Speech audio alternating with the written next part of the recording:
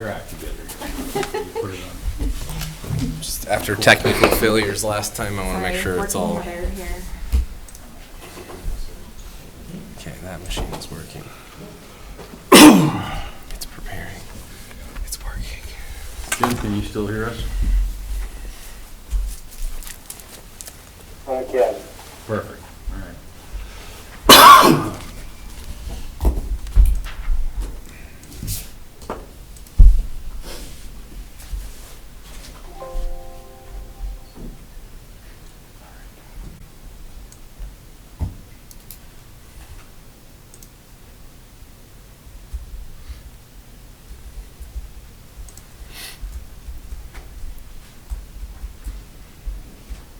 Brent, the township's in here at 8, right?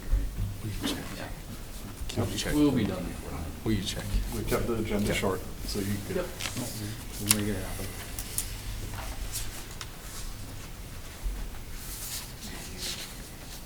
Do you tell me?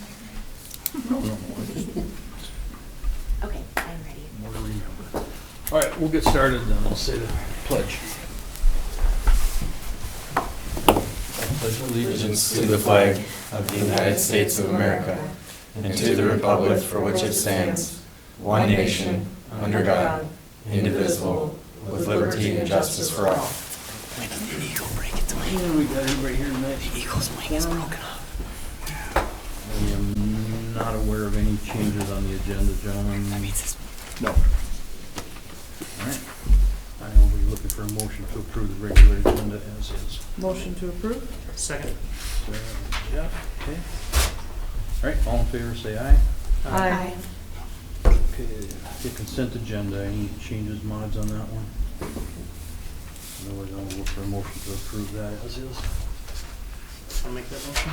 Okay, Jeff makes a motion. Can I get a second? I'll second. There's a second. All right. All in favor, say aye. Aye. Motion carries. All right, approval of the city council meeting minutes from February 5th.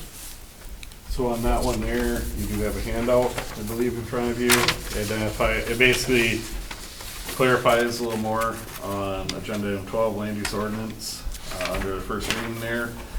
It has current motion was approved, the first reading land use ordinance, title 5 there, or 6. 4. Four. No, I can't read today. With the recommendations from the planning commission and the change in airstrips and corner setbacks, I've asked Jace to go through and clearly identify this out, so council is truly aware of each of those different changes, so that's identified here.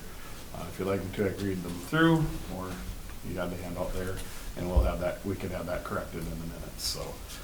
It does have the, in a nutshell, you're changing from 40 foot to 45 foot, minimum lot widths, side yard setback 5 foot to 7 foot.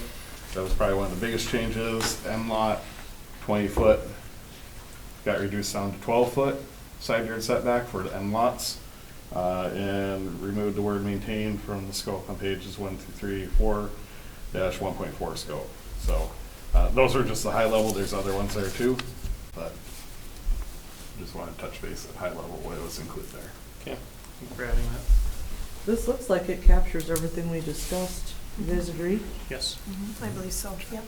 The only other thing on there was just make sure that your grid matches what's said later on in the chapters. Yep, we have that identified on page 29, the accessory building height district summary table update to correct discrepancy between individual zoning districts. Okay. Good. Okay. No issues. I'll make a motion to approve the city council meeting minutes from February 5th. Okay, Sarah makes a motion. Can I get a Suggested second? changes. Second.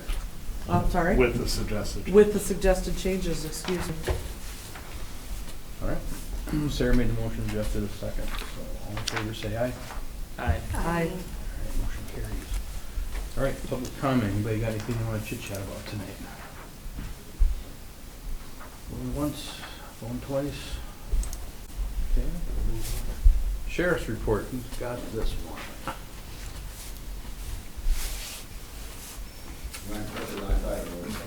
Mm-hmm.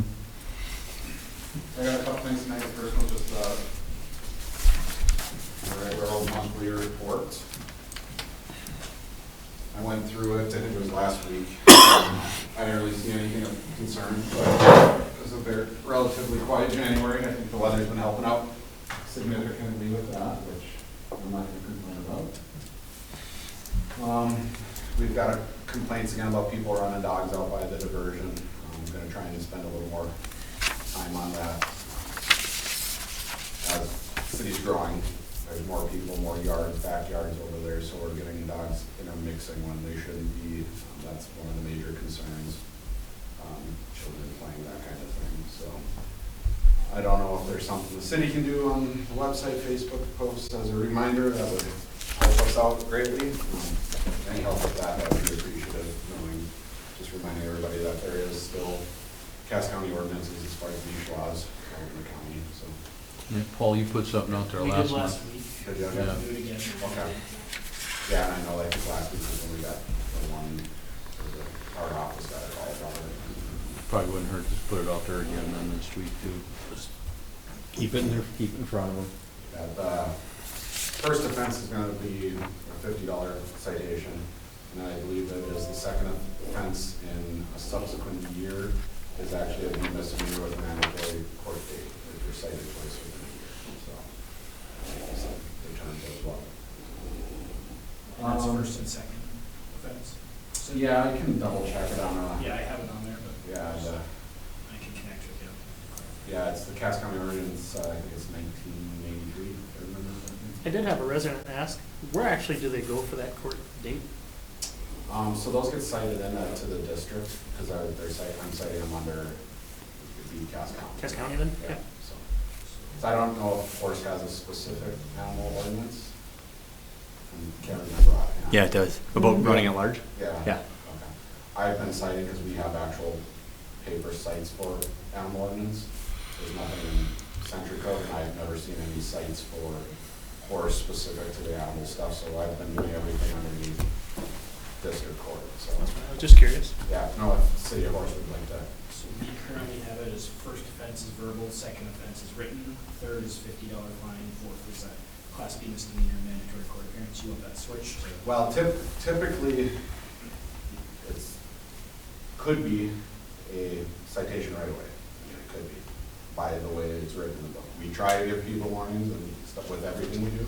So that's why I said we typically do the verbal, or written, and then the citation fourth contact would be that. The law is written as citation, and then second is, so yeah, any second citation would be the misdemeanor with the mandatory court date. So you want to look at it that way. Other than that, I really didn't have a whole lot of concern about anything I've been seeing in town. Mondays for another month and a half here, and then I'll be switching back to nights for 6 months. Kind of looking forward to it, actually. So. Any questions on any of the calls for service or anything like that? Concerns? I guess if nothing's concerning you, then I'm probably good. Yeah, no, it's. 'Cause you're not seeing any trends that are different, so. No, we, just within the last weekend here, there has been a bunch of grain elevators being hit. I don't know why. But we're up to like, between Clay County, Trail County, and us, I think we're up to like 6 of them that have been broken into now over the weekend. Grain elevators? Grain elevators. What's in those? Explain to me why they're being broken into.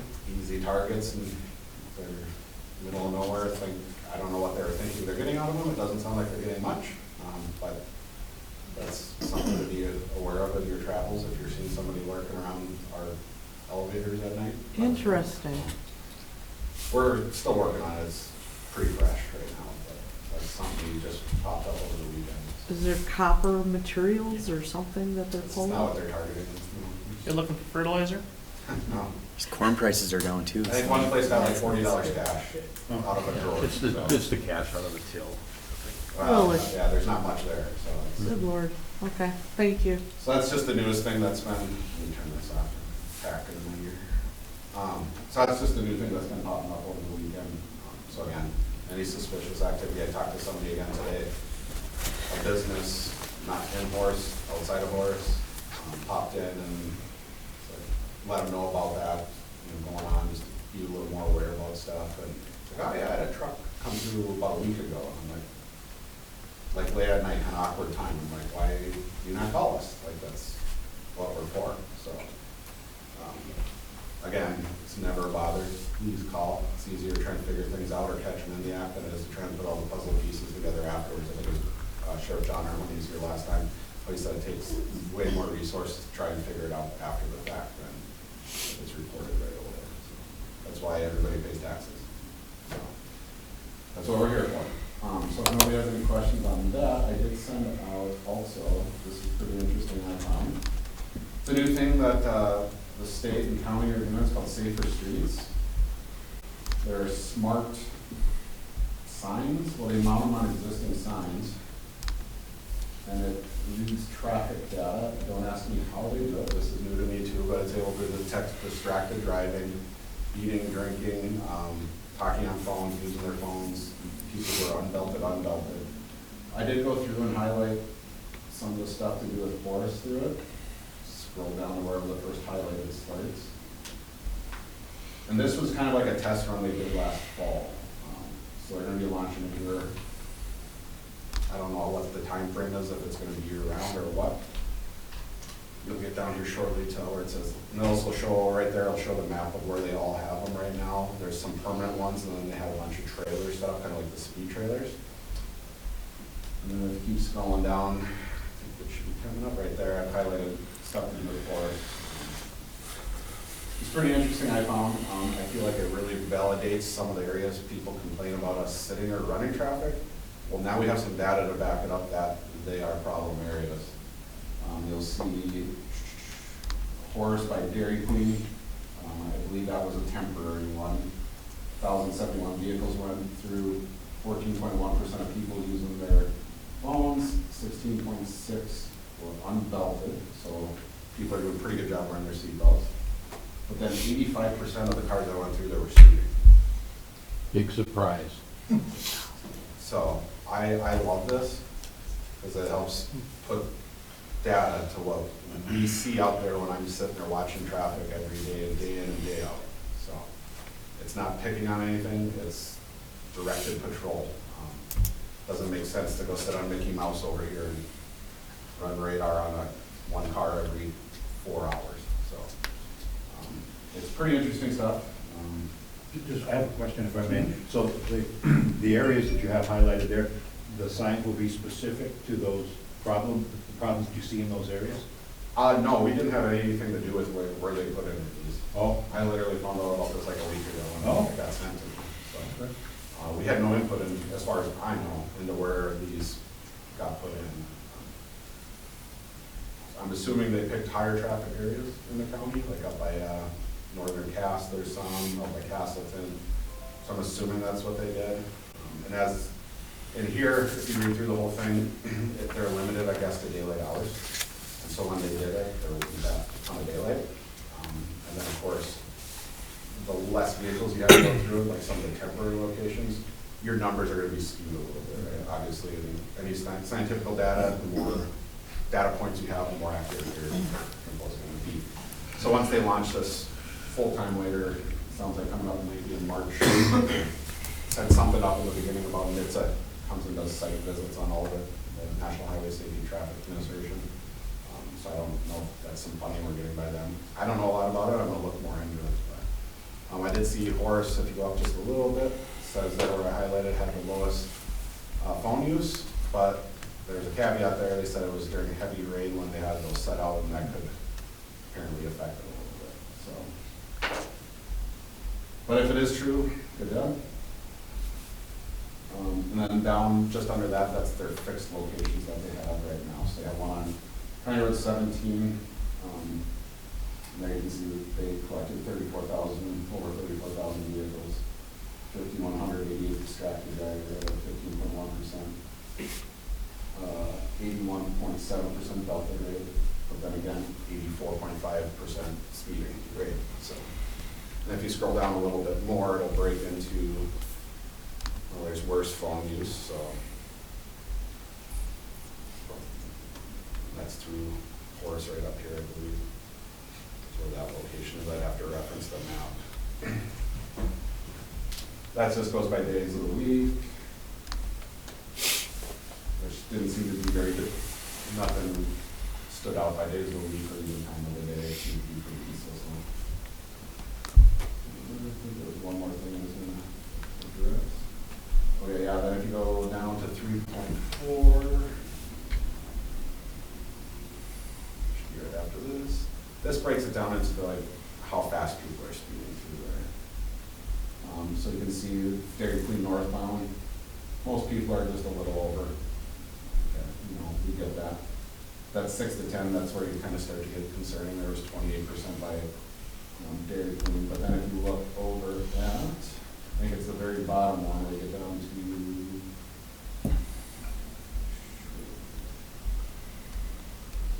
Horace Main Street southbound. Now look at the map again where that was. There's 10% of the cars going over there are 15 miles an hour or over, and I believe it's by that school area and stuff. So that's again concerning. I'm assuming it's the 35 and it's 1.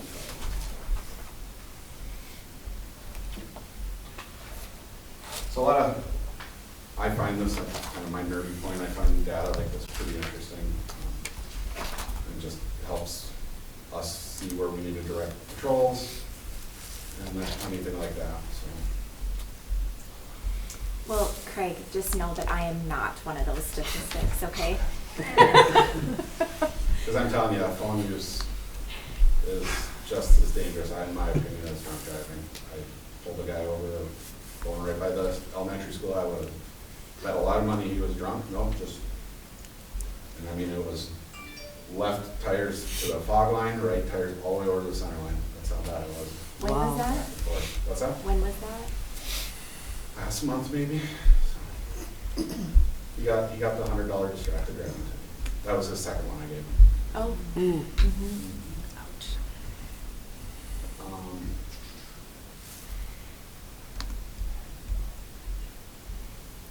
Yeah, so this is, like I said, a very new thing to me. I just got it last week and just read through it. Haven't really got to ask any questions about it, so I think it'll be pretty interesting to see as it develops.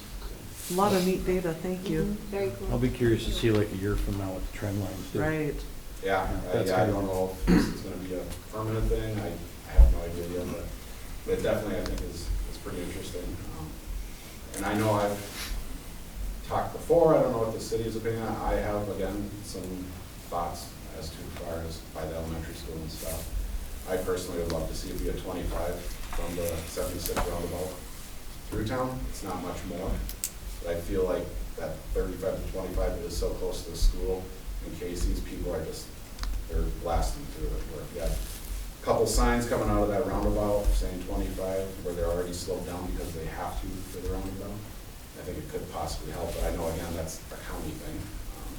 I've talked to them before about that. I've also talked to them about doing a school zone in front of the elementary school, and I know the principal is, the county as well about that. It doesn't seem to have gone anywhere.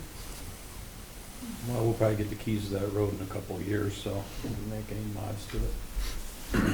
I know it's unpopular to slow down, but to me it makes sense. There's businesses going in there. It's Right. getting busier and busier. So it's less than a quarter mile.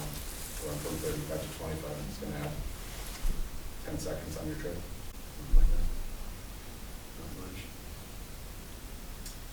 All right, any other questions? But if I get more of those, as more data comes, I'll try and include them. I appreciate That'd that. be great. Yes. Thank you. Thanks, Craig. Anything else? No, thank you. Sure, thank you. All right, I'm going to try to dip out. I was supposed to be done at 4, so. All right. Sounds Well, good. thanks, Thank you. Sarah. Have a good night. Yeah.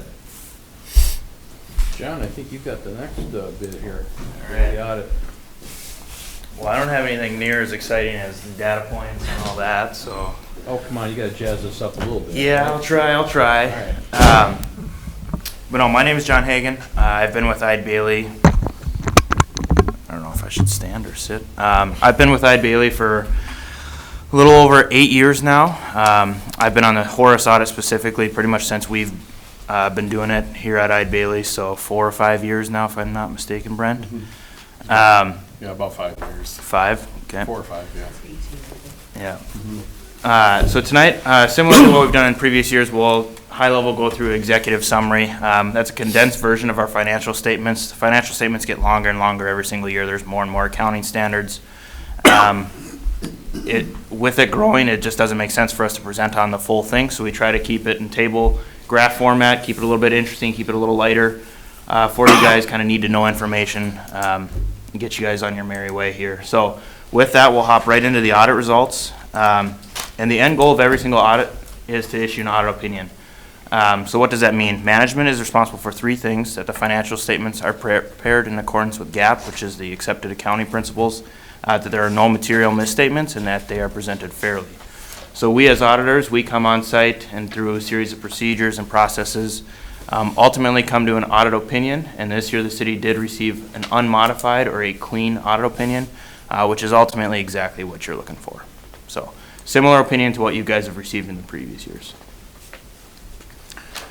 With every audit opinion do come audit findings, so things that we come across throughout the course of our audit that we're required to report on. Doesn't change your overall opinion, but again, we are required to report on them. First one is segregation of duties. So simply put, that's just the size of the city and the office of the finance staff.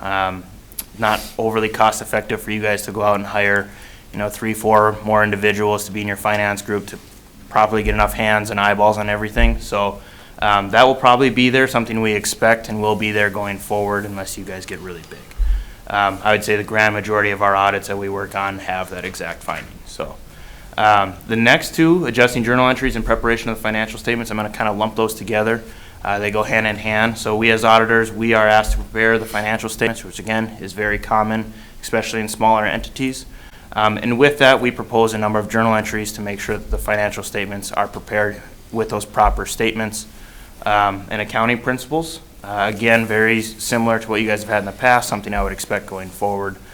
And then the fourth finding there is account reconciliation differences. Just kind of a formal finding for the amount of time that we've had to put in this year and last year. It stemmed last year, carried over into 2022. With the amount of time that we've had to reconcile some different accounts to get them kind of up to speed, up to accrual basis, which is your formalized reporting. With Matt having more solid ground here now going forward and having a year under his belt, we do expect that to go away next year, assuming we don't have any issues into 2023. But enough turnover and stuff like that. Matt wasn't in here until what, end of 22, if I remember right? Yeah, November.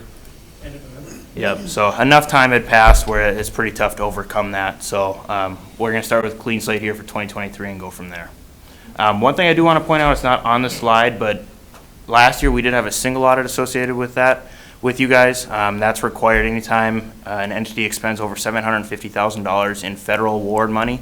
You guys did not cross that threshold. We're very close, but did not cross that in 2022. So we don't have any information on the single audit because it wasn't applicable this year, but just something to keep in the back of your mind that, as you guys continue to grow it, it's going to be subject to being applicable each year, whether you cross that magic threshold or not. Each year will be a little bit different maybe, but something to keep on the horizon for 2023 if it pops back up. So, okay, I'll kind of go a little bit quicker here as we get into some of the numbers. The first slide we have is the cash and investment balances. This is for the entire city, all funds except for capital projects. Over the last 5 years, just for comparability. As you can see, there was some heavy growth here in 2022, but good trend line with cash balances increasing. That just does go hand in hand with city growing. You are doing more things, so cash is going to be more prevalent. The more significant jump here in 2022 was mostly due to the debt service funds. So we do include the debt service funds on here as opposed to the capital projects. The reason we don't include capital projects is just because timing of bond proceeds and stuff like that, especially with your guys' growth, the dollar amounts in those bonds are significant, so that would make this graph look very goofy. But on the flip side of that, we do include debt service, and sometimes those bond proceeds has capitalized interest for interest payments for the first couple of years of those bonds. Those do go into the debt service, and that's included on this graph. So that is a big part of that inflation, along with some other grants and kind of timing of payments, and again, just the general growth. So. Next, we'll focus on the general fund, which is the main operating fund for the city. The first slide we have is the budget to actual. I'm not going to go line by line or anything, but just high level. Your first column is your final budget. The middle column is your actual, with the third column being your variance. So total revenues for the general fund was $3.2 million in 2022, with total expenditures being $2.4 million. With some accounting for transfers and stuff, your total net change in fund balance was a positive $700,000, which increased your ending fund balance to about $2.2 million. So we kind of circle that in your mind, that $2.2 million. We'll kind of cover that, what that fund balance means here in the next couple slides. So what does a positive fund balance do for you guys? It does a number of things. First one, it contributes to favorable bond rating. So as you guys continue to grow, you guys are going to go out for more and more bonds. You see it every single year. But having a positive fund balance can allow you guys to get better bond ratings a lot, as well as timely financial statements and a lot of other things as well. But secondly, positive fund balance produces investment income and a source of working capital to meet cash flow needs. So basically having your money work for you in the bank in the forms of interest and stuff is always a good thing. And thirdly, most importantly, offering a cushion for unexpected expenditures or revenue shortfalls in the future. So just like anybody, you'd want to have more money in your savings account than not. So having that just allows you guys a little bit of buffer for the future. Next slide is kind of a technical slide over the different categories of fund balance. So depending on how the money's derived from the city, it can have different restrictions or commitments associated with it, designations. I won't go too much other than just knowing that that does exist, depending on where kind of the money comes from. The most common form is kind of your unassigned. That's kind of your rainy day. That's your unencumbered dollar amounts, what you guys kind of have at your disposal, if you will. Go ahead.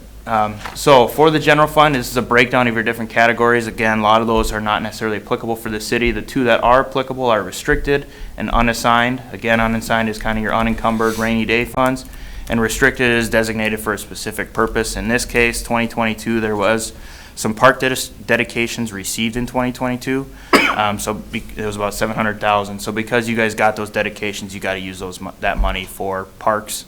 Pretty self-explanatory, but that's what that represents. But overall, similar to that cash slide, very good steady growth here over the last 5 years, with that ending fund balance of about $2.2 million. So where should the city be? This is kind of the golden question, but unfortunately there is no perfect answer.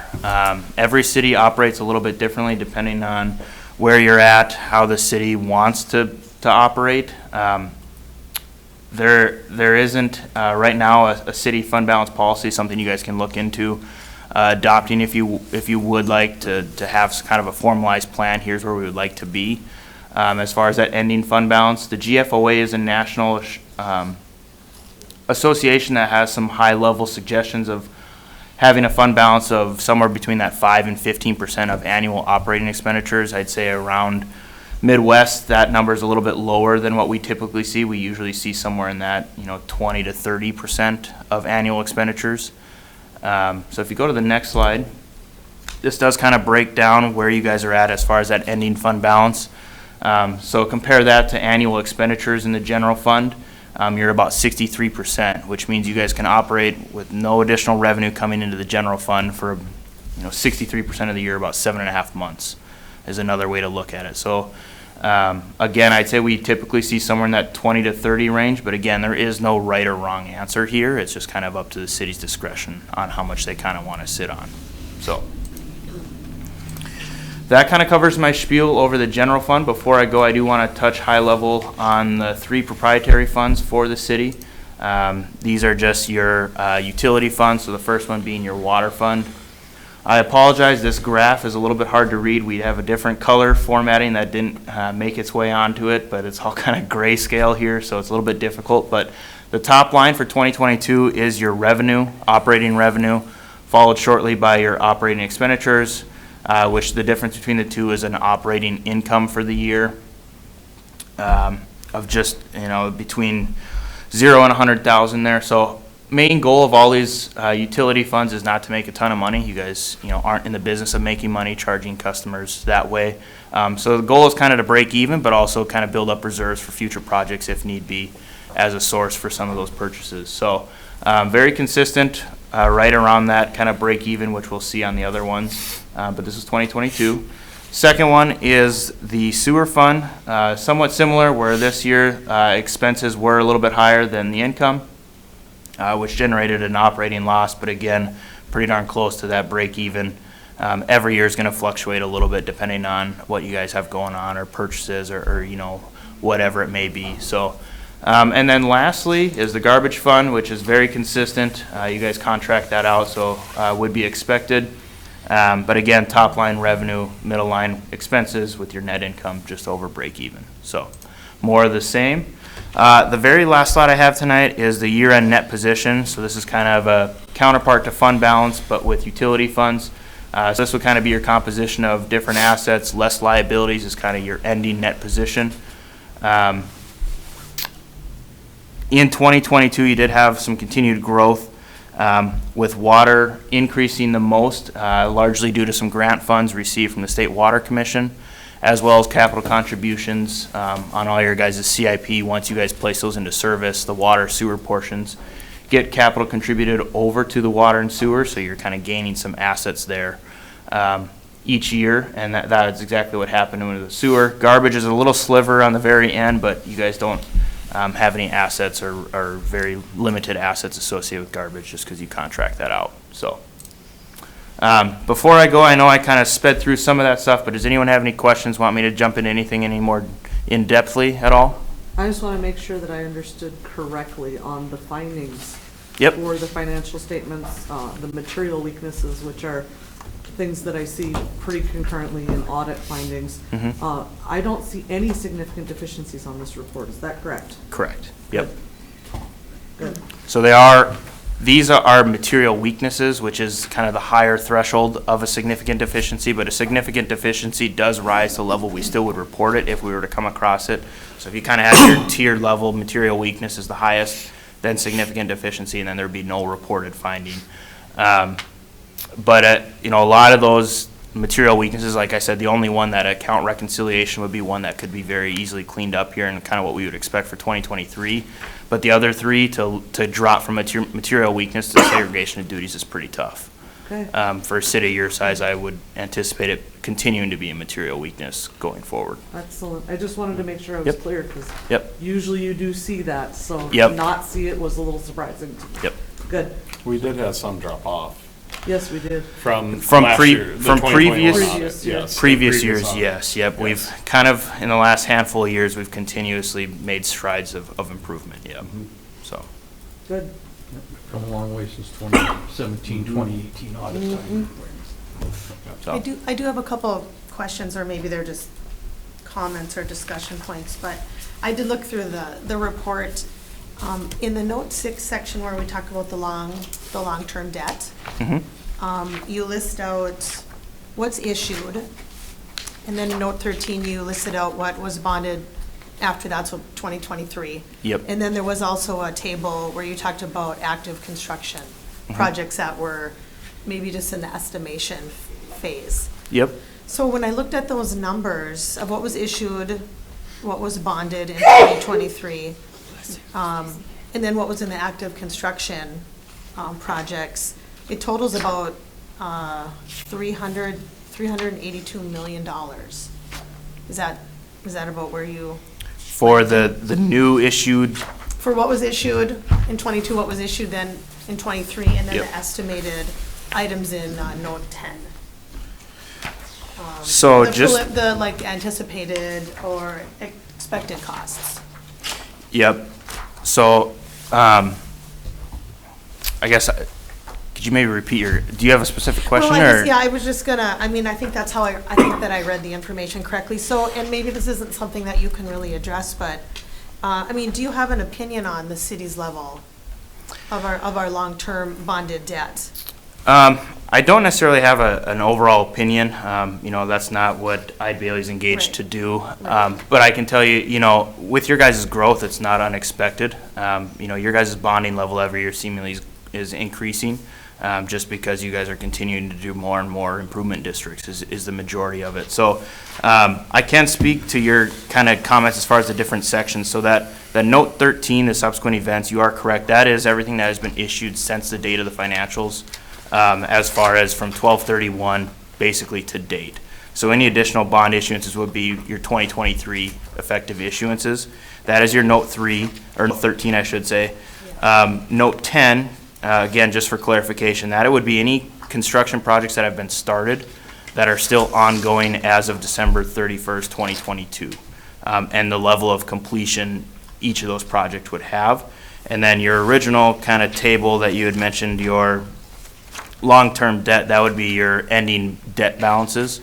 So what you guys have received and have not paid back as far as some of those obligations and stuff associated with those projects. Okay. So I don't know if I, you know, helped answer or clarified any of that, but I believe for the most part what you had said was correct. You're interpreting those different Did you components do- correctly. And I don't know as part of our finances, but do you do any, I was looking at Fargo's, I realize they're a completely different animal than we are. Yep. And you do, or I don't know who, I think they maybe internally did a bond debt level per capita. I mean, do you think that that's an important, I mean, I recognize we're a much different animal than Fargo, but I mean, do you think that's important, or are any of those calculations done? Be really up to your guys' discretion. Okay. If that's something you guys are interested in. You kind of toe the line sometimes you know, a bigger city like City of Fargo, some of that makes a little more sense, where Horace maybe isn't quite to that level, but at the same time, your guys' rate of growth is probably much higher than a lot of your counterparts with West Fargo or Moorhead. It seems like you guys are catching them rapidly. Obviously, you're a long ways away, but continuing to invest in resources for financial foreshadowing or projections and stuff is, in my brain, you know, as a finance guy or accounting guy, I think that's always a plus. Maybe not everyone sees it that way, but continuing to do different studies like that, I don't think is a bad idea. But Okay.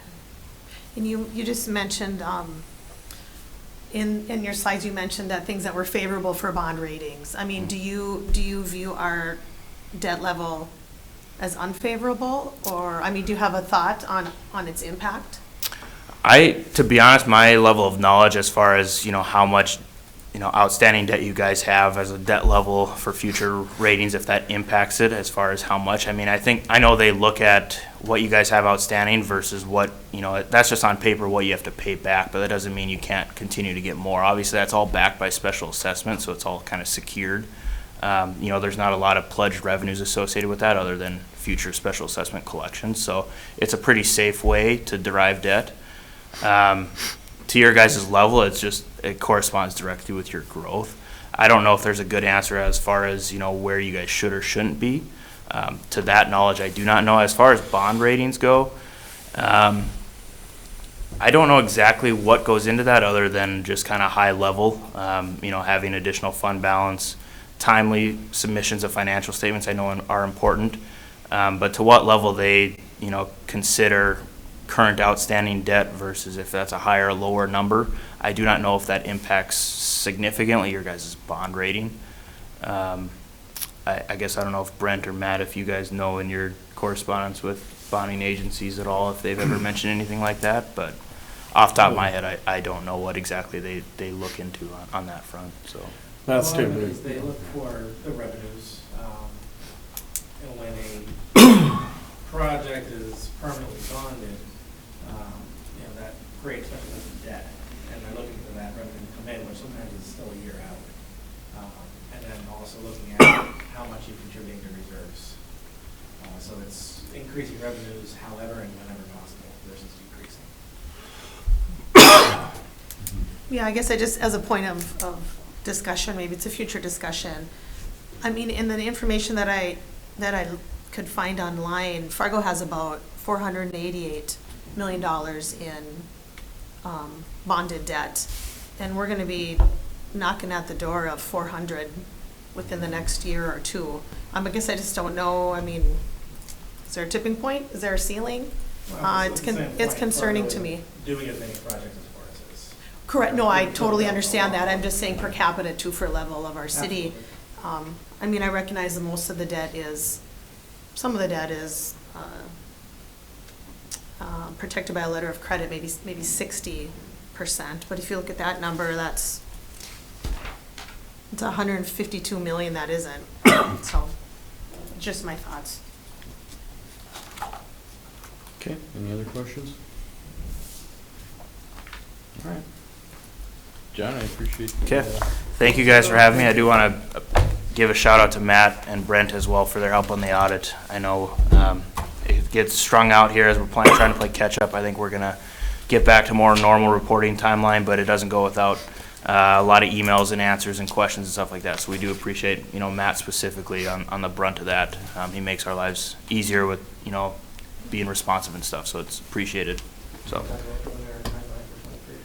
Yeah, so to that front, I do, before I go, in talking with Matt, with the turnover and stuff, we've had a little typical filing with these financial statements on getting them totally finalized. I know we kind of got you caught up a couple years ago in turnover and stuff, but in talking to Matt, both his and our goal is to get back to a more traditional timing of our audited as far as total finalizing. Right now, our kind of goal would be the summer of 2024 here to issue the 2023. So quick turnaround here for May is when we're going to start kind of our 2023 audit procedures with the ultimate goal of that kind of July, August timeframe would be our high level goal right now. Obviously a lot can happen, but I think it's in the best interest of everybody to kind of get more caught up, make everyone's life a little bit easier. So, okay. Well, I'll get out of your guys' hair. I appreciate you guys' time tonight. If anyone does have any questions or follow up on any of that stuff, especially any of the additional concerns that you brought up or questions, just relay those through Matt and we'll be happy to help. So, thank you guys. Thank you. All right, Lucas or Brenton? Yes, Mr. Mayor, members of the council, this one's quick. There's just been a change to the construction costs for Southdale Farms 6th edition, so we just wanted to present those to the council for the ID agreement, because it's going to change the letter of credit amount. The previous amount was, for the total cost of the project, was $3,341,000. Jim was provided with new numbers from the developer, and he took a look at them, and so the revised cost for the project is $2,983,000. So there was a reduction of approximately $350,000 to that total cost. So the new letter of credit amount is $1,615,900. Previously, it was $1,809,600. So the only changes to the ID agreement are to reflect the revised, updated construction costs. And the updated construction costs are a result of specifically what? Removing the berm, not having to do the landscaping, just updated overall pricing. I did it overall through the plan review provided by the city and comments provided by the city. So we removed the mailboxes, cluster units, broke out the electrical from a lump sum to an actual component bid, and items kind of like that were identified during the city plan review. Good. Okay. Thank you. Any other questions? Other than look for a motion to accept. Motion to accept. Sarah makes a motion. Can I get a second? Sure, I will second.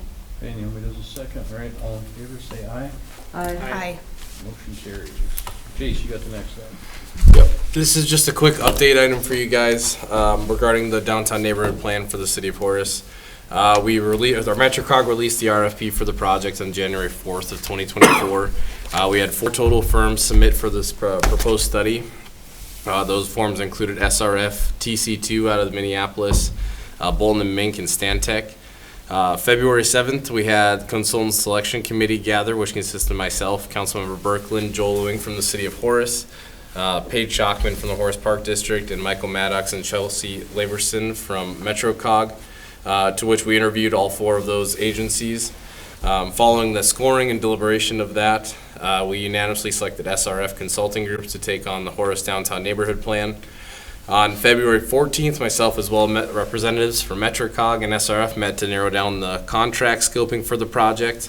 The contract was then brought to Policy Board on Thursday, the 15th, to be reviewed and approved. And from my understanding, and I'll look at Councilmember Trudeau to confirm, that was approved, giving MetroCog staff the authority to sign that contract when the scoping was finalized.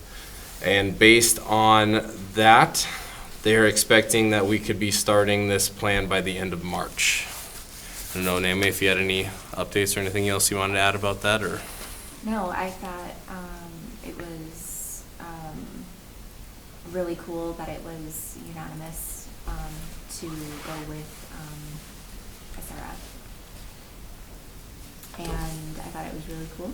So that's all I got. Yeah, so we're working through kind of the scoping for public engagement and stuff, and we should have a pretty robust public engagement part of this to get people involved. Council updates are built into it too, so you guys will be drug along every step of the way on it. So I really liked that they want to have the community engaged, just so you guys are kind of all aware. There's going to be lots of community engagement with this process, and I thought they had some really good ideas to bring to the table to get that information out, you know, whether it's in person, online, social media, those kinds of things. So the community should be expecting to be able to partake and participate in that. Exciting stuff. excited to get Downtown it going. neighborhood plan, I like it, good job. That's all I had for that. Anything else? Nope, unless you guys have any other questions. I don't, thanks, Chase. Yep. Okay, move on to number 11. Jim, you got this one. I do, Mr. Mayor, yes. So 2 weeks ago at the previous city council meeting, we talked about Lost River Road and Wild Rose Way intersection near Meadowlark Park.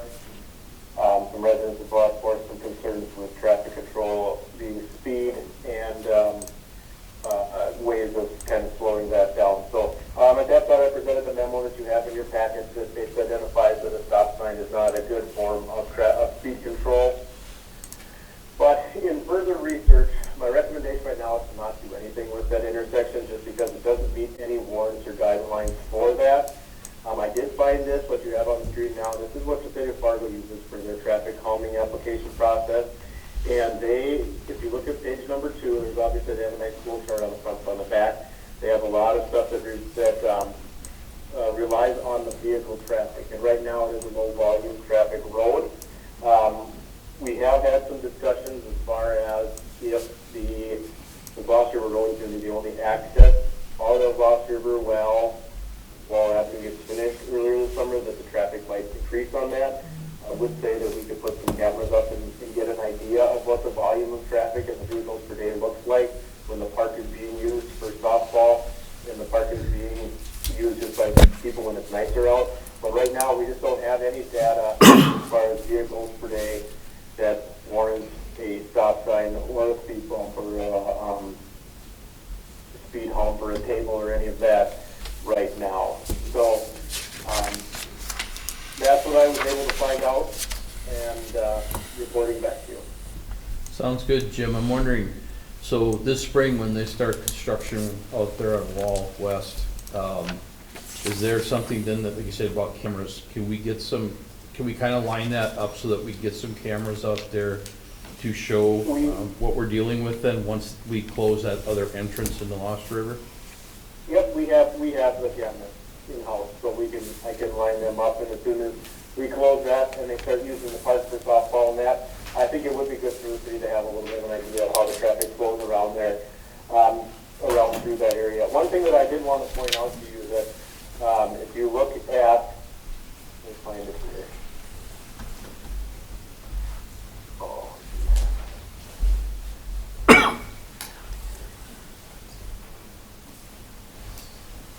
So what I reported to you last time was the stop signs are not effective use of traffic. Oh, right here on T number 4, underlined at the end, it says stop signs are not an approved traffic calming alternative. So that's a pretty common in and among all the jurisdictions around Horace and in the manuals that I was referring to. So, like I said, my recommendation right now is operating with it, but we can certainly put cameras up and get an idea, not just for that intersection, but just for that area and around the park.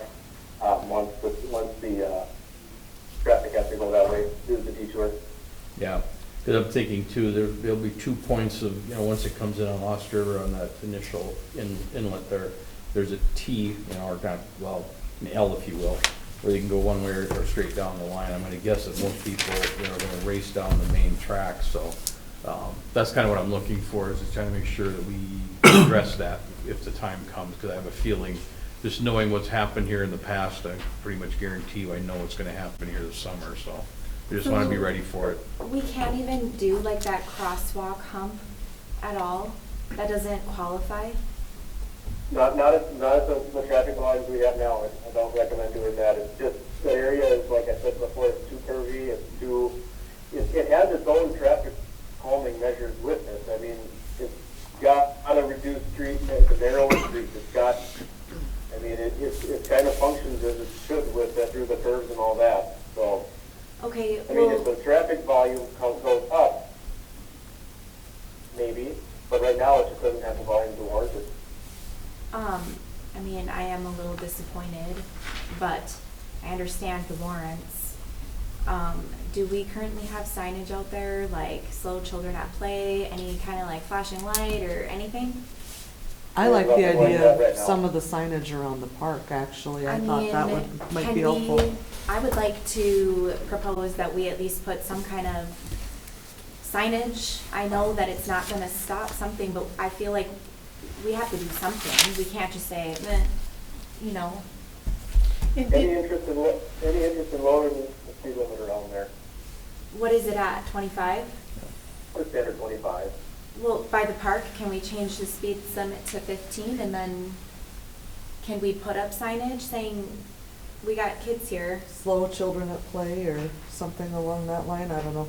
Signs Well, don't slow people down, I know the residents have put up signs like that, and that doesn't seem to address anything No. either, so. I know, but it's the fact of the matter is, like, I feel like as a city, we should be putting something up to, Well, that's a try to direction support of the the- residents that have the concerns, because there was, the other week, at the last meeting, we had multiple people that were here regarding the conversation, so I hate to fully dismiss their concerns. And you mentioned, correct, at the last meeting, Jim, that we're not necessarily beholden to the warrants. No, you're not. There is a lot of discussion or guidance that the city can, or I shouldn't say guidance, discretion of the city council. Yeah. But me having the criteria and the warrants at my disposal, I have to tell you what those are as staff to give you the best information to make a decision also. So Lucas, is this a good segue to you talking about speed enforced by camera? We can certainly do it now or during your portfolio, whichever you prefer. So you tasked our office with looking into the use of speed enforcement cameras in the city of Horace. I think I stated before that North Dakota does not have any law on speed enforcement cameras, whether that's speed enforcement or the red light type cameras. There are 20-something states that have legislation that allow for the use of speed enforcement cameras, and there's about the same number that prohibit the use of speed enforcement cameras in the state. North Dakota is silent on it. So North Dakota isn't saying either way, Correct. so we can try it. You can try it. Here's the concern. Okay. There are constitutional issues with speed enforcement cameras, and that's why there has been pushback from using them. There's a due process concern of, are you giving the person the due process of having that conversation with law enforcement officer, actually being pulled over by it, the camera is just taking a picture. There's issues with if they're actually taking a picture of the person or just the car becomes an issue. Surveillance issues, infringement on privacy issues, misuse of data are some of the other constitutional concerns that people get into because your privacy rights, obviously, whether they're being violated when you're on a public road, questionable, but if they're directed at someone's house, I don't know, that's something that's been played out. Evidentiary issues, individuals have successfully challenged the evidence generated by these types of cameras, saying that the photos are just hearsay. Like there's calibration issues leading to erroneous fines. So you need to make sure that the cameras are calibrated at all times to make sure that they're picking up the correct speeds. And then there's costs associated with actually having the cameras. I don't know what they actually cost. I tried looking that up before I came to this meeting to give you guys an idea, but it's not like a camera that you just go buy at Best Buy and put up, and so I don't know what the actual costs associated with it are, but cost was a concern. It's also a hot button political issue if you would decide to implement them. And it's my understanding that Fargo tried them. I don't know when, I don't remember Fargo ever doing that, but they do not have them. And it was discussed in Bismarck, and Bismarck decided not to do them. And then there's also an attorney general opinion that I found, but it's outdated, and so maybe there's something more recent, but it says North Dakota law does not address or prohibit the use of cameras to monitor, identify, and ticket traffic light violators. However, the use, and again, this is traffic light, however, the use of cameras for these purposes can raise a number of significant legal issues. For example, since drivers and not the vehicles are charged and ticketed for a traffic light violation, sufficient procedures and safeguards must exist to identify the driver of the vehicle for the purposes of issuing a complaint for a traffic violation. Whether a particular scheme or procedure using cameras to monitor, identify, and ticket traffic light violators is legally permissible, must be examined on a case-by-case basis. So if Horace were to do this, you're opening the door to legal challenges, whether it's the Constitution, whether it's statutory, and know too that Horace's municipal court system is newer and has not had many traffic type violation citations issues come before it, and so you're opening the door there first. That's where the issue would first arise is in municipal court, and then you very quickly potentially have a Supreme Court issue on your hands, because that's our stages in North Dakota. So I guess the way I will look at that is, yes, somebody can contest it. It'll take up their time to contest it as well. Which would be worse, I guess, paying the fine or contesting it. You see a lot of cities that are understaffed as far as police force go use something like this to try to calm traffic down, and we fall into that category. Yes, I agree. We have a municipal court that a resident literally asked me a couple days ago, where is it even at? And I agree. I don't even know, to be honest. Right in this room. Right in this room. It was held earlier today here. No kidding. Good to know. First case of the year. Good to know. Last February and today. All right. So, I don't know. I'm looking for options to try to slow traffic down. Well, and if it's a staffing concern, someone from law enforcement is going to have to calibrate, monitor, regulate that camera, and so it's something they do that. Anyways. So every time they go out on a shift, they have a tuning fork that they'll tap and they'll put it in front of their radar to tune their own radar gun. They already do it. And I don't know what, as far as calibration for these cameras, what goes into that, and also mobility of it, because I think the desire for Horace is very situational, very specific to neighborhoods, and so I don't know if these are on a trailer, if they're attached to a light, like a traffic light. That's something else that needs to be considered. And then, if it is something that's mobile and accessible to people, then you have a question of people tampering with it, and then that opens the door to, how accurate is it really if It's people. usually on a light pole. Yeah. Where they can't reach it. And so I think the way that Horace wanted to utilize it was in developments to try to regulate speed within developments, and so I don't know where you put it. Yeah. So I see far more issues for Horace with using them than without. I feel like there is a more cost-effective alternative out there. What that is, I don't know. If it is just, I know more enforcement, but like you said, that's the issue that Horace has, is Horace wants more enforcement and is willing to pay for it, but it's something that the county controls, Right. so. You know, I will just say to the council, and Jim, I know you said the road itself has traffic calming features to it with the curves and this and that, but, I mean, I did send you a video of a school bus that was practically driving up onto the berm when they were coming around a corner.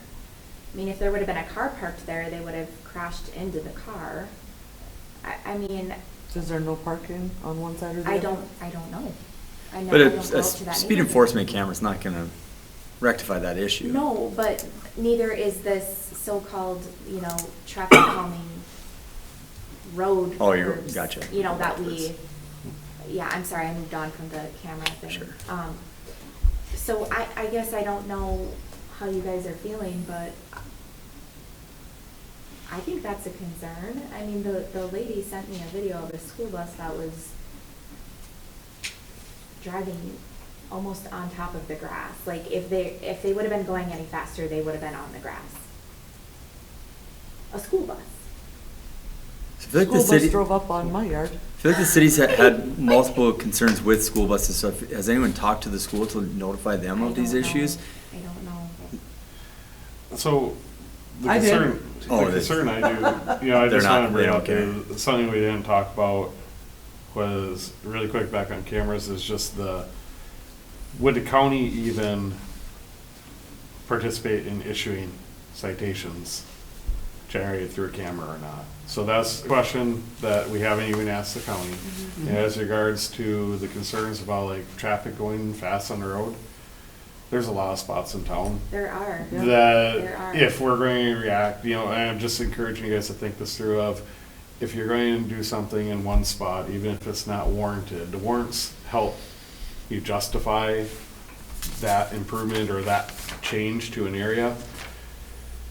You're going to have other areas. I can tell you, even the street like I live on, people go flying down that. There's a four-way stop, and I watch them blow through the four-way stop, and that's right by this area.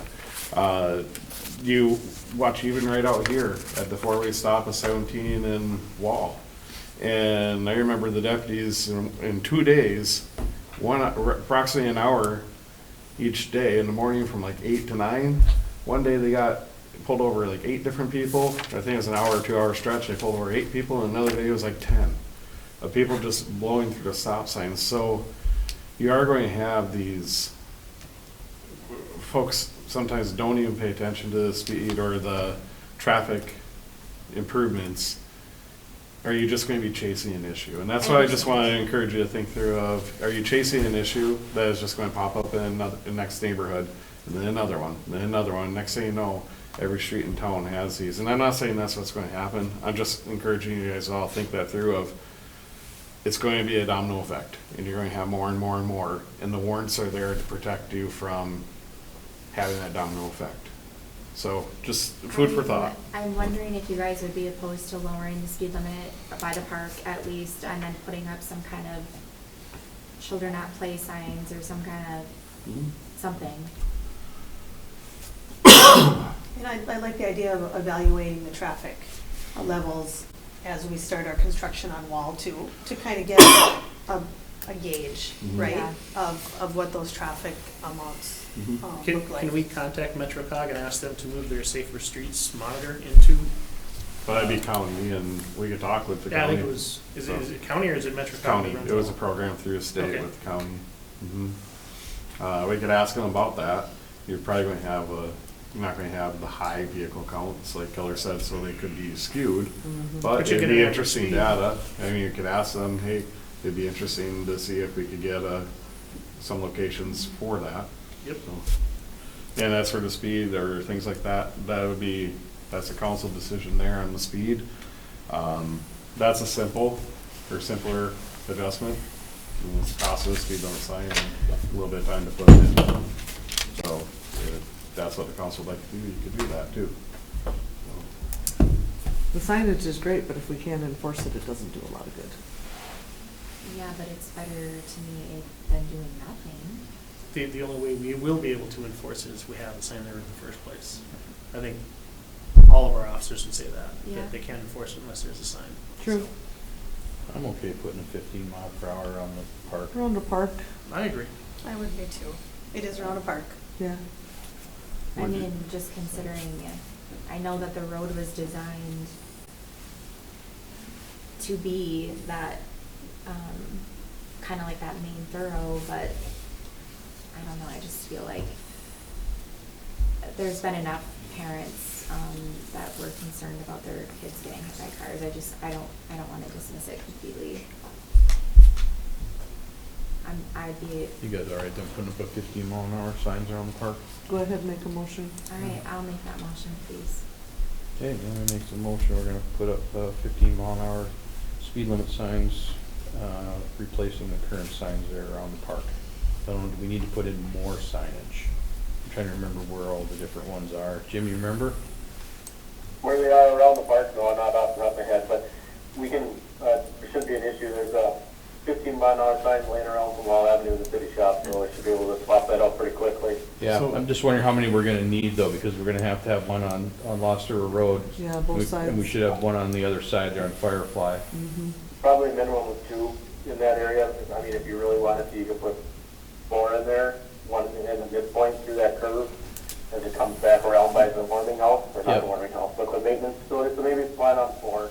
So, I'd plan on 4 if we're gonna do it, one on the west side, 2, because that gets to be a speedway as well. Yep. so we'll work with our public works staff and Yep. engineering staff for the appropriate placement of signs. The question I've had is are you just looking at Lost River Road, or are you looking at Lost River Road? Just trying to drill down the location there. So Lost River Road from Meadowlark, or Wild Rose to Meadowlark, that'd be your south side of Meadowlark Park. And then, do you want to do that 15 from Lost River Road up Meadowlark, adjacent to the park, or not? Do you want to do all sides of the park or just the south side? I I would mean, do all sides. We're gonna I do mean, all the sides. All two 4. sides. Yeah, So- do the multiple So I'm just sides where looking it ties for, into makes Firefly there sense, so too. it would be Meadowlark from Lost River Road Yep. to Firefly. And then on Lost River Road from Wild Rose to Meadowlark. It just gives us a really clean boundary for it, Yeah. so, yeah. Okay, I think it's a start. Yeah, I don't expect any miracle cures, but it will have the signs up, there'll be at least some visual, of representation as opposed to going for 25 and go to 15. We know what happened on the wall. I Yeah, mean, it can be enforced, right? So Yeah, so, the problem we have is that people just don't follow the signage, and that's the issue. yeah, How many people blow through stop signs too? I mean, it's just, you can't win, so. yeah. But it's a good place to start, and then let's monitor counts and see where we're at. okay, so make a Thank you. motion. Yep, so. So 4 signs. 4 signs around the Lost River Park, Okay. Meadowlark Park. sorry, Meadowlark Park. Okay, and we made a motion, can I get a second? I'll second that. Thank you, you guys. Second on it. All right, so there's a second, so all in favor say aye. Aye. All right. Okay, yeah, you work with Public Works, then we'll get that squared away. All right. Willow Grove edition, Jim, you got this one. All right, Mr. Mayor, the city of Horace has received a petition for improvement for what's called the Willow Grove addition. The first reading of the plat has been submitted to the Planning and Zoning Commission, and I believe it's scheduled to go to your next city council meeting.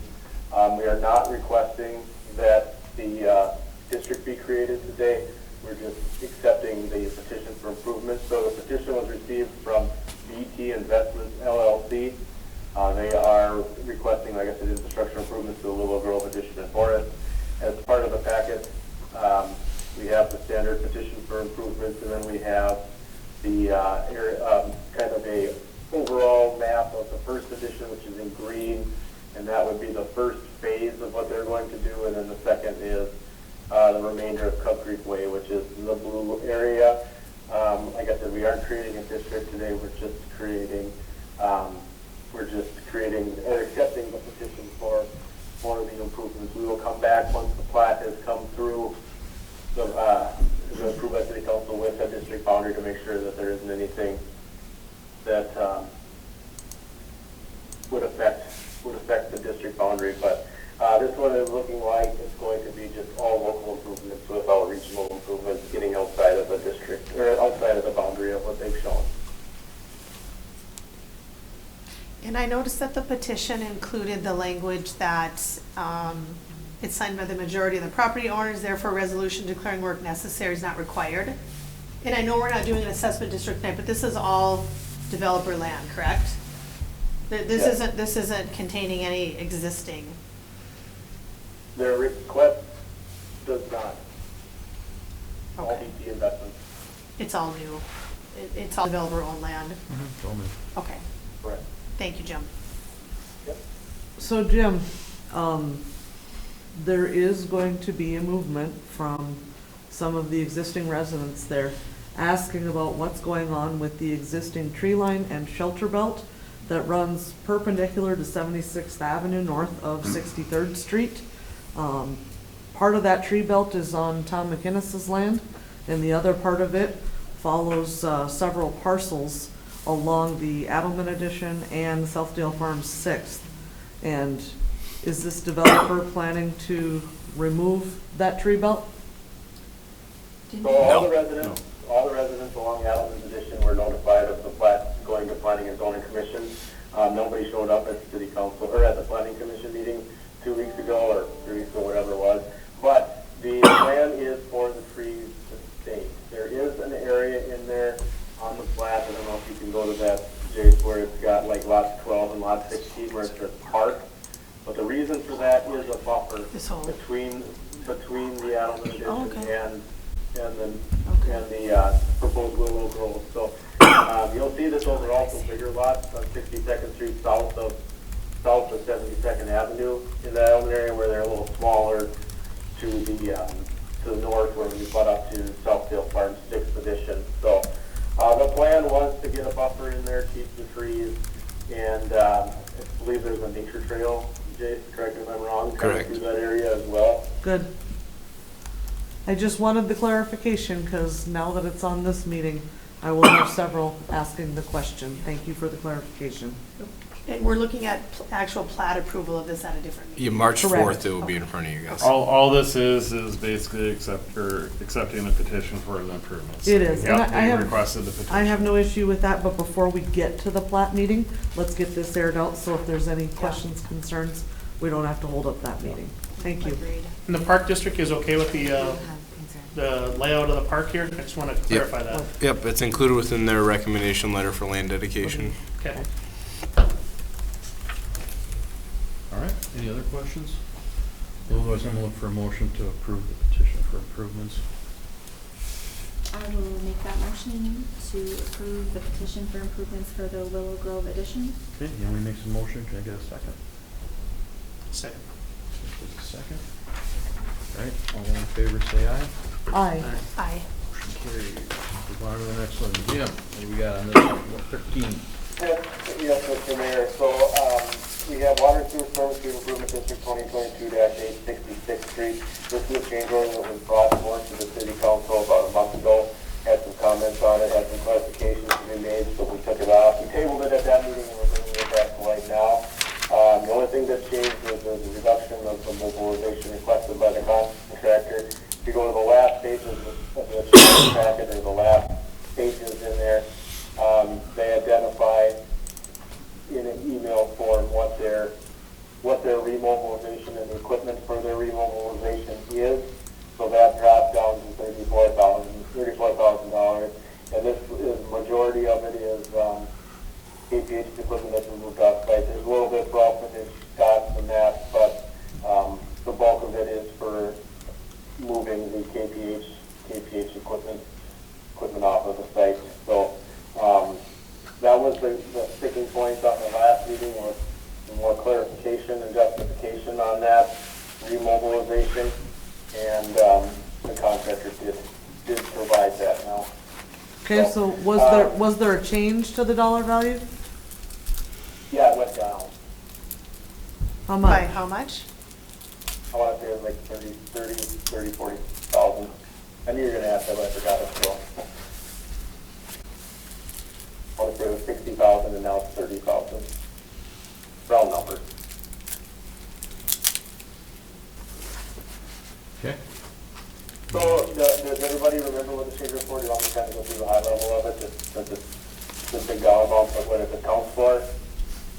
Yeah, I mean, I kind of remember, I just remember the terrible sticker shock on this. Overall, Good, yeah. I'm So- really, yeah.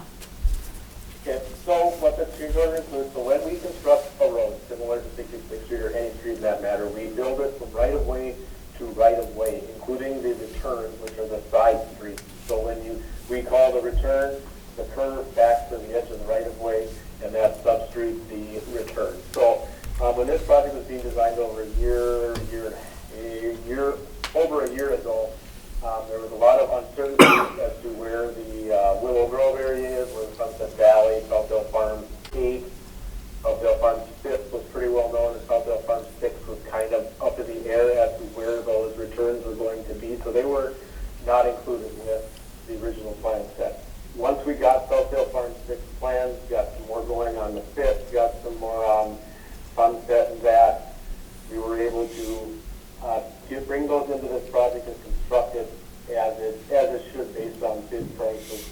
The other part of this was gas rural connection. So when we typically do a water main lowering, I shouldn't say gas rural. When we typically do a water main lowering, it's 445 degree bends that are ductile iron with holes holding it all together. Well, last spring, after the project was bid and awarded, Cass County had some bolt failures at some point, so they requested that all their lowering get HDPE, which is high density polyethylene, and those are fused fittings. So there are no joints with gaskets and bolts that can leak. It's just fused poly pipe. They requested that. So that's one of it. The sewer on Christensen Boulevard, we talked about that since the contractor had to put dewatering in to do their crossing of 66. We informally talked about finishing out the Christensen Boulevard sewer, and that was done. That was a pretty significant cost, and then there's the contract time extension that we talked about at that point. So I can flip through the breakouts here. Looks like we've got the approaches are about 135,000. The Cass Rural was 24,000. Now remember, this is in Cass Rural Water District, so it's their infrastructure. The city, as part of the agreement with the city, the county, Cass Rural, the city pays for it and gets reimbursed. So, and then the county, the rural assesses that. So keep that in mind that that's not the county or Cass Rural infrastructure. They get to stay in that.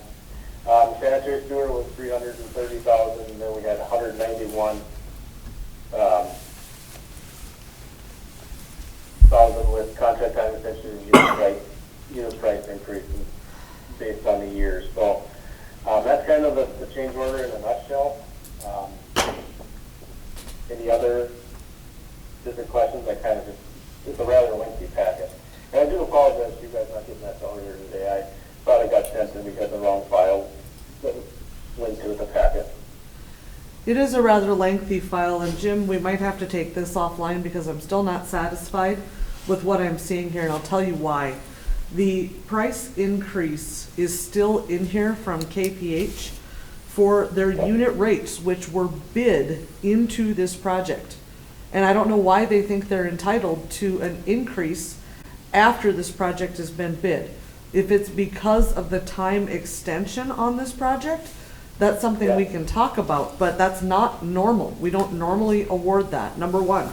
Number two, I am looking at the different items here, and I'm looking at their proposal for, if I scroll up right, change order to item 3 for the added sanitary sewer. Line item 1 has dewatering to the tune of $209,000. You and I both know that dewatering in the original bid was a $5,000 line item. Which they ate. They didn't charge any additional for the 66 feet. This is only for Christensen. This is for Christensen.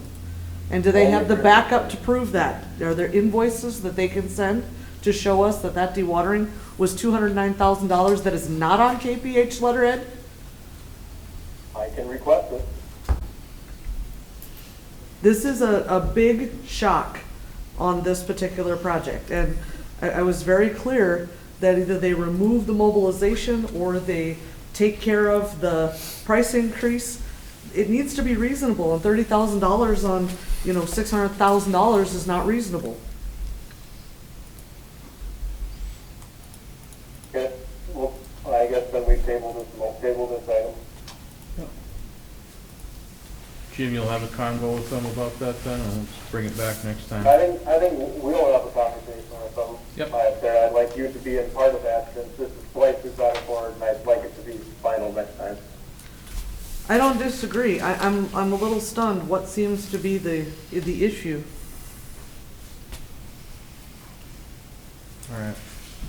Okay, Jim, let's move on then. We got about 20 All minutes right. left here. Yep, go Okay, ahead. so the next one is Chestnut Ironwood, District 2022-10 is the final progressive estimate, the final review and acceptance. We bring the final progressive estimate to you, typically they're an consent item. This is the final, we requested that all finals get brought to the city council for their approval. This is a release of retainage, basically. And then the second item is just the final review and acceptance. Not assuming that's the final document, so we bring it to the city council so they know where things are at, and it's in the minutes as to when these documents were completed. So nothing really out of the ordinary with these two. No issues on either of these two. I just have one quick question. What are the next steps, again, now in the special assessing process, once this is accepted? If we could just, just for sake of residents. So now we have final project costs. We can go back and run the final project costs through the special assessment policy. The way the policy reads is that the residents get a letter of their proposed final assessment, and then there's a comment period off of that. We don't hold any type of meeting or anything like that. It's just a courtesy of a letter out to them. So we'll have that. This one I don't recall off the top of my head when this one is going to get special, if it's this year or if it's next year. I don't remember which one or which timeline that fits into. It doesn't matter. Brendan would know off the top of their head if it gets assessed for this year or for next year. But once we have that preliminary set final, the proposed final, we distribute letters on that. And when you talk about running it through the special assessment policy, that was one issue we ran into on this development. There was two initial letters were sent out using one analysis, but then it was a follow-up with the second analysis. How are we going to decide what we're initially going to present to the residents? This project was started in 2017. It finally got its traction last year. We have not had an approved policy on either one of the preliminary ones. So right now, it'll be run through the approved policy as it sits, unless I'm directed otherwise, and that's what we'll use. So this area doesn't really have, the issues that we have within the special assessment policy really apply, or concerns, really we're focused on the load factoring side of things. This district is all basically residential, so load factoring will probably not be much of a factor within this area. Being that the project, once it's all closed, for the most part closed out, it'll help us lock in some of those numbers, and then Jim will provide his, generally like a recommendation of what he would show for the special assessing commission. So that number that he has will probably be you'll go through a special assessing commission and say, hey, here's the proposed number being considered, and identifying the objection hearing. So it'll be at a point really next for a special assessing commission would be seeing it, but we can't bring that to them until we permanently financed it, which Matt and I could double check on it, but I believe the temp bond was done last year, so then there would be a bond package for permanent financing next year, but we have to double check it. So it'll probably be going to the. I guess I just remember, I think the residents in this neighborhood, correct me if I'm wrong, but I feel like residents reached out and said they were initially given a letter based on each for this project. And then subsequently, different numbers were put together for, refresh my memory, what's the scope of the project was. for front footage. And so I guess that's, I'm sorry, I should have just been more specific. I guess that's what I'm kind of, know if that's something we're going to discuss as a council, how we think we should initially approach that, or maybe that, I don't know whose purview that is. Well, in the process area, would go, Jim would apply the policy, or The approved policy one, and yeah. provide a recommendation in general, and then that would be going to the Special Assessment Commission. Because if the council saw it before, the Special Assessment Commission gave direction on that, you basically are tying the hands of the Special Assessment Commission, or you're basically making somewhat of a decision already for them. Okay. So in order to respect that process, the steps for that recommendation would be through the special set. Okay. So And I Jim will totally make a respect the recommendation process. Yep. as a starting point, then it'll go to Special Assessment Commission.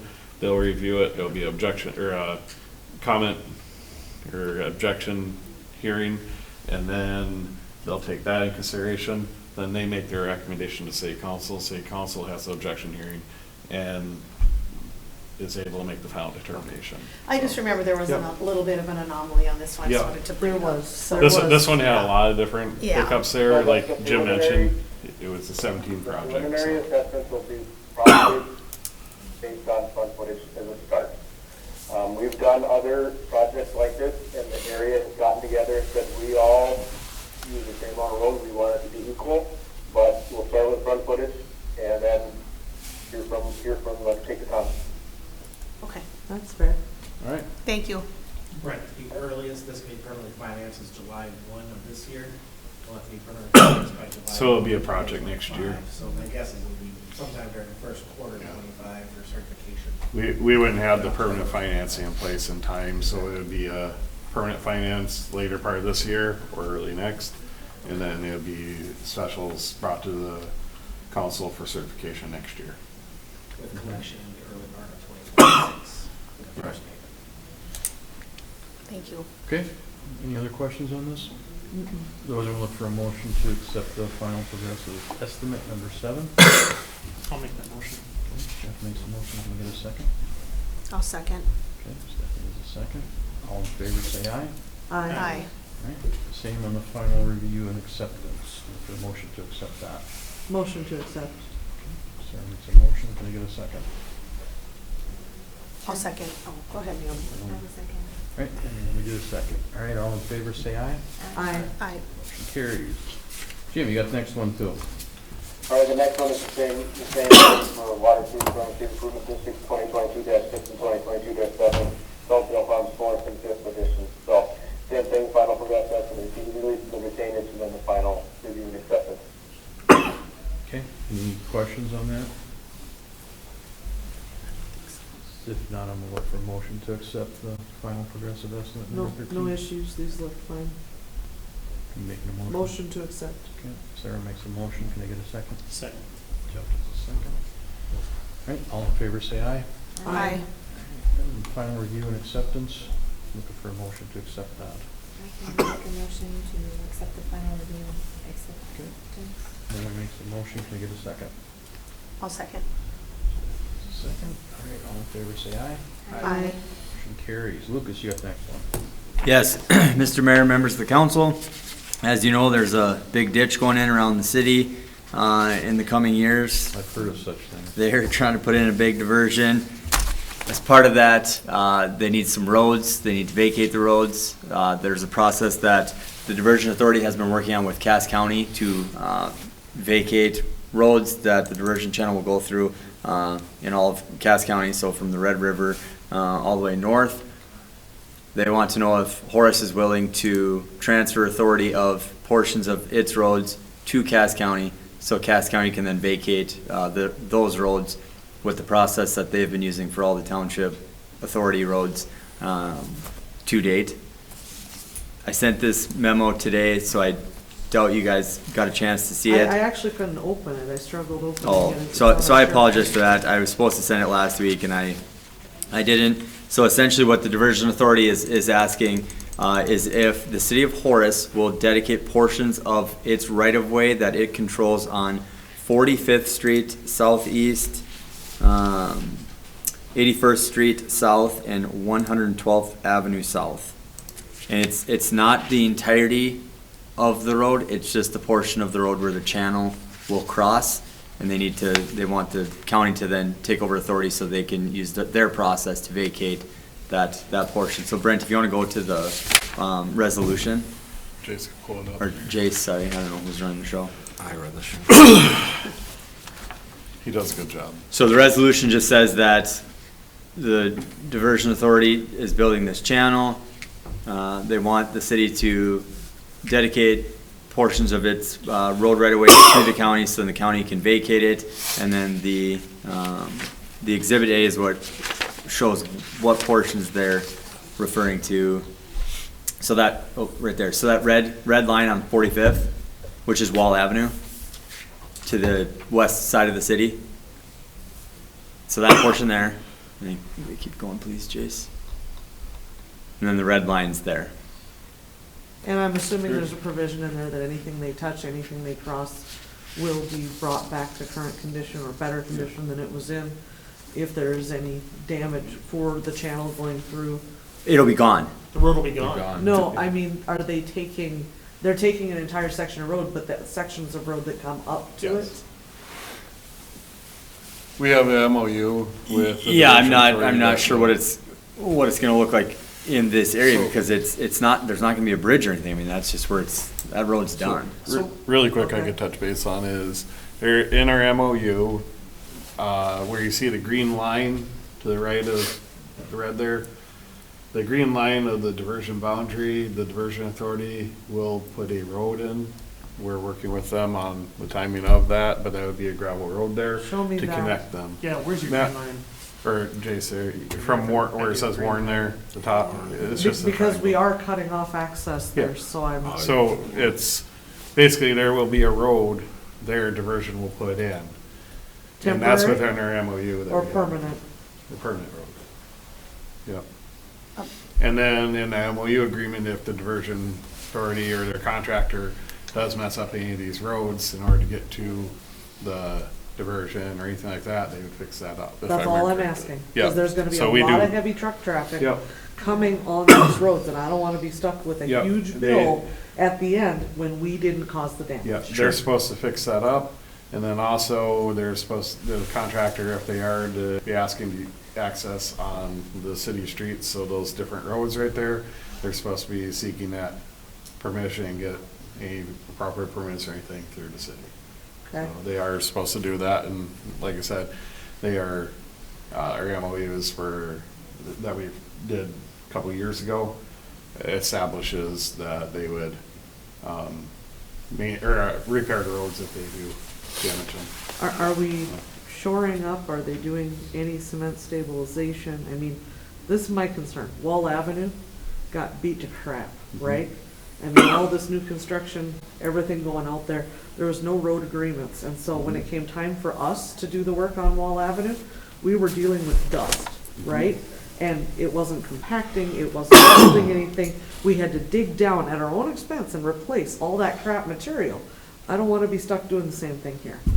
Yeah, and I don't know what that MOU states. I got the boot on that one. That's, you guys have an attorney in the cities that represents the city on that. So I'm not sure what's all in that MOU. Yeah, I could run through, I could touch base with you, or we could bring it back at another time here and. We just need to touch make base, sure a reminder, but. that that's in it. I we- have no issues, obviously, with we- the diversion coming in to do what they Yeah. need to do. I just wanna make sure we're not left with a big bill. Yeah, Yeah. we had, that's why we had an MOU identifying that they would have to repair up the road and fix it up there, get it back into existing condition or better. Okay? Jason, we got one on Walden too going west, or is it just? That portion right there. Okay, yeah. Yeah. Do you see any disadvantage, Lucas, in proceeding this way?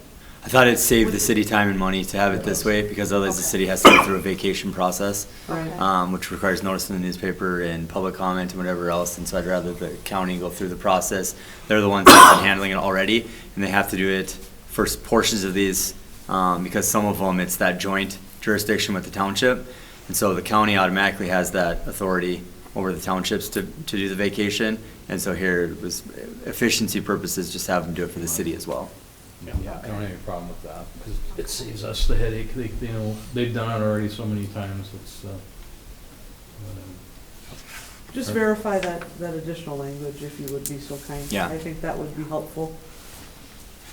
The rest of this I don't have any issue with. Anyone else? no. I No, don't see other it. than your comments, yeah. Okay, you wanna make a motion to accept County taking over street vacation. How do you want it worded there, Lucas? Just a motion to approve the resolution. Okay, street resolution. Yeah. With confirmation of road repair or, I don't know how to describe that, what's the best wordsmithing there? Lucas, I think with confirmation on road repair. right, Mhm. that's it. Okay, so Sarah makes a motion, can I get a second? Second. Jeff does a second, okay. All in favor, say aye. Aye. Motion carries. Okay, Jim, what do you got? You're still on mute, dude. So yeah, try to be respectful. There you go. The final plans for the County Road 17 fair use path in front of Casey's are at the DOT, bid opening in April. You betcha, 60% plans have been reviewed by the city and are back to the designers on that. 64th Avenue is about 30% complete with the plans, and you betcha, we had our design kickoff meeting last week or week before, I can't remember which one it was. So public input meetings are scheduled for 8th and you betcha. They're relatively the same district, so that is on the 29th, so February 29th at 5:30 to 7. 5:30 is when the doors are going to open, but the informal presentation will be at 6. So we lumped 8th and you betcha together, like I said, because the districts are pretty similar to that. 64th Avenue will have a public input meeting on the 5th of March, Tuesday. Same thing, 5:30 p.m. is when the doors are opening, and 6 o'clock will be the informal meeting on that. So we also continue looking through plats, and we continue looking through coordination between the Sparks editions, El Dorado editions, Sunset Valley, Southfield Farm 6, Willow Grove, all those. So that's where we're at. And the paving for the final pavement list for Lost River 5th, Southfield Farms 1st, and Southfield Farms 3rd bids are due next week, Thursday. So we'll review those bids and then provide a recommendation at the March meeting. Awesome. Okay. Anything else, Jim? Or any questions for Jim? Thank you, Jim. Yep. Thank you, sir. All right. Brent, you must be Okay, here. I'll try to be fairly quick here. The main item I had is just to touch base that Councilmember Trudeau, Mayor Peterson, I met with Randy Hayek, the president of Horace Fire, and Chris Mahoney, fire chief, talk about the gates of Greyhawk and Maple Lakes. Met for about an hour, 15 hour, 20 minutes, something like that, ballpark. Did have some good conversation. Overall, what we are looking at with the gate at Greyhawk is, as of right now, is to keep the gate up or closed. Looking at two different options. One is called the Opticon system, and it would involve upgrading the gate to be an automatic gate. And the Opticon system is that sensor you see, like in West Fargo, you see the blue lights over it. So EMS vehicles would have to be updated with, for fire, for example, would have to have the Opticon systems installed. But then also the Opticon system would have to be on the gate so that they could open up the gate, kind of like a garage door opener, or as they pull up. Is that just making sure we all understand the same thing? Yep. That was one option. The other one is to, we have road right away going up along, basically between the Wilds and Greyhawk, or West Fargo and Horace. There is road right away going all the way up to that road. We could put in, I call it more of the typical road you see in Horace right now with no curb, gutter, or anything like that. But I have Jim working on an estimate for us to see how much it would cost to have a road extending up along that road right away. Right, the more And robust section. it would be, we have, where it is narrower, we have approximately 70 feet of road right away there. So we have, which is about, or it was about a normal road right away width. As you get to the southern portion along Greyhawk there, it actually widens out to around 140. We obviously probably won't need 140 feet, but we're not talking like this big huge road. We're talking more like a 20, 24 foot wide road, no parking on either sides. Load restriction on it. Load restrictions. It would have to be strong enough to withstand or handle traffic, you know. It'd be up to the council side. Do you want to have it as a permanent road or a temporary road? One idea we had in that discussion was that could be cut down in the future to be a bike path, or you can just keep the road there, whatever you want to do, and then you'd put like a speed bump up just as you gain into Greyhawk, and have signage encouraging traffic to go south or to go between the two developments. Right. So I wonder- we're looking at cost estimates for it, but once we have those numbers for the road improvement there, then we'll reconvene and discuss that. But in the meantime, the gate would be shut, and we have somebody put a latch pin there, so that would just stay there, and maybe even remove the little pin part, but just keep the latch and keep the pin in place. So. If we did that road though, would they have to pay for 2 roads then? Because eventually they're gonna. That was not really determined or hashed through. We don't even have the number yet, so. Yeah, we're once just we talking get the concept. number, we gotta talk about it. So And it's, what would make sense if there's a partnership with West Fargo, because the Wilds is up there, you know, what could be done potentially. but. Can you help me But you're not visualize talking about 9. where you, No, where you're this would talking, be what you're talking further about? It's east. hard for me to. And all this visualize what is you a mean. Band-Aid.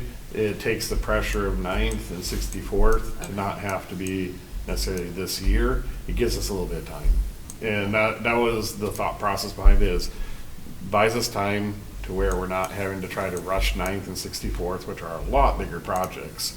This would be a fairly basic road, nothing real elaborate. So- And like I said, we're just looking at what are the No, numbers. I asked That you Sarah if she would be willing to visit with West Fargo We and own all that right have that conversation. Right now, it's just- The blue line that he just mentioned? Right now, it's just a dirt Pearson. Okay. Already had that discussion discussion with Bernie. Perfect. So, And you're thinking that we would We- make a we've road there had- and then they we've would had just take a numerous- sharp right? Numerous and head down and conversations back with to West Fargo, Greyhawk. West Fargo Wow, staff. through Greyhawk, 'cause we don't Corey know met what's with going on Yeah, and they were. Mayor Dardis, and West again, Fargo. They were just running traffic The all only along thing the West back, Fargo did was yards put, of those they had the residents. developer put $50,000 in There is escrow a line of trees for there. 9th whenever Horace was ready. I do to remember close. that. I'm just gonna We say went back that's and really forth. disappointing. It is, It yes, we was were disappointed, but at the same time, really we beat disappointing. this up many times with West Fargo.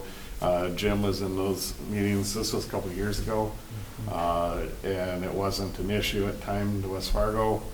And we were trying to push to have that meeting, that we had a couple of meetings with them. Yeah, that was the most they're willing to do. And that was at the time of when they were doing the last editions for the Wilds. So like Wilds 21st or something like that. Their council wasn't interested in doing that. I mean, I understand that if they're trying to fund a road within the city limits, so I get it.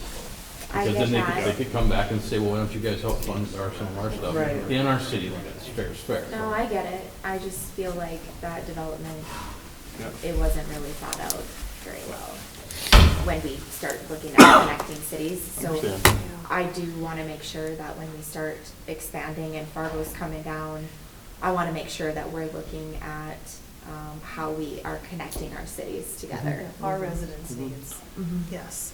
So anyways, we're working on, Jim is preparing, or getting the estimate for us, and then, where we left off with that group is Mayor Pearson, Councilmember Trudeau, Chief Mahoney, and the Fire Board President, Randy Hayek, and I will meet once we have those estimates, and we'll just touch base and go, okay, what are we going to recommend for consideration? For the gate at Maple Lakes, my notes have that we'd leave it open, and Councilmember Trudeau asked that we'd have Lucas look into the video enforcement. We talked about that some tonight, but we'll be talking about that probably later on.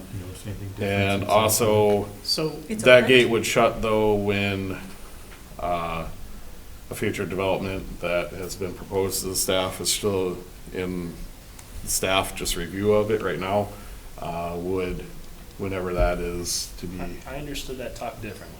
okay? So I understood that as the gate will open during the winter months right now, and then once summer or construction season hits, we reevaluate to see if we need to close it, is what was said. Bless you. If it wasn't, I guess maybe I'm not totally clear on the process. I thought I thought that we voted at the last meeting that we were leaving both, gates closed, but now we've opened one? No, Well, I'm just maybe. telling you the recommend, Oh, I'm sorry. I'm recapping the conversation. Okay. There was no action set Got it. from council or anything, and that group is going to reconvene once we have some cost estimates for the Thank you. road. Okay. So that's where we're at. But as for reevaluate for conversation, we could be bringing it back up for conversation anyway, since we're going to be reconvening with estimates, so. But they were talking about there's a proposed development for just to the west of Maple Lakes. And that would be, once that would be in place, that would give two ways in and out anyways, not relying on that gate down by Maple Lakes there, between Country Acres and Maple Lakes. 5-minute warning. So, yeah.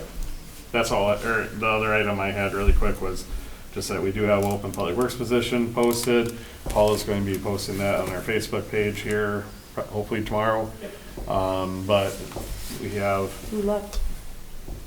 that's the part-time position that converted to a full-time position within. the Oh, 24 okay, budget. what we had Additions. talked about, This is yeah, additions. additions. Yep. Oh, So we didn't have any turnover in staff, it was converting the part-time to a full-time, and we sat on that one, waiting for it to be the full-time so we could seek out that. Got it. Obviously, not many applicants for that one. And then we'll be posting the receptionist position towards the end of February, early March, right around that time frame. We don't want to fill it during our slower time. We want to focus on trying to fill it right before we get busier and more work with calls. Yep, that's all I had. Portfolios, we've got the Economic Summit, the Chamber's putting that on Thursday, I'll be attending that, and there's a reception on Wednesday night beforehand, I'll be going to that. The other thing, do you guys know when they're gonna close on the Sparks property? The agreements aren't even signed yet, but we had a March 15th? Mid-March. 15th date? Mid-March. However, we're working through some plat hiccups. I don't know if you got that resolved or not yet, so. Jim was working on that. Okay. So, yes. That's fine, I'm just trying to get a gauge on it. Okay, I'm done. Sarah? Just curious if we had any updates on the other properties that we No. were potentially looking at? No. Okay. Have not heard anything. Okay, and then, Jim, pursuant to our discussion earlier tonight, call me before you set a meeting with the contractor. Let's see if you and I can put a bulleted list together. That's all I got. Okay, what do you got? I don't really have anything. I have a meeting coming up on Friday with Brent and Matt. I don't know, I suppose I better meet Jay soon. Well, that's about it. Okay, Stephanie, what do you got? All I have is, can you remind me, Paul, a little plug for the date for the Easter egg hunt? Yeah. What was the? Saturday, March 23rd at 2 o'clock. Okay, so we've been working on that. Staff's been working very hard to make it a very epic event. And so, really good progress towards that event. I think it'll be a really good event. How about, do you have a date set for that, Garage sale. for the, That's right. the town, citywide? Citywide garage sale? Yeah, Not yet, but that is on the list to get okay. talked about. I just saw some chatter on the moms group, so, Yeah. It's a very It is popular important, event. Especially with no snow on the ground, people are Yeah. anxious. Yeah, we feel like we're in spring already. Right? Get it? Yes, that will be coming up. Okay. Thank you. In the interest of time, I got nothing. I'll make a motion to adjourn. Cliff makes a motion, can I get a second? yeah, Naomi second. does a second, all in favor, say aye. Aye. I Carried. Done.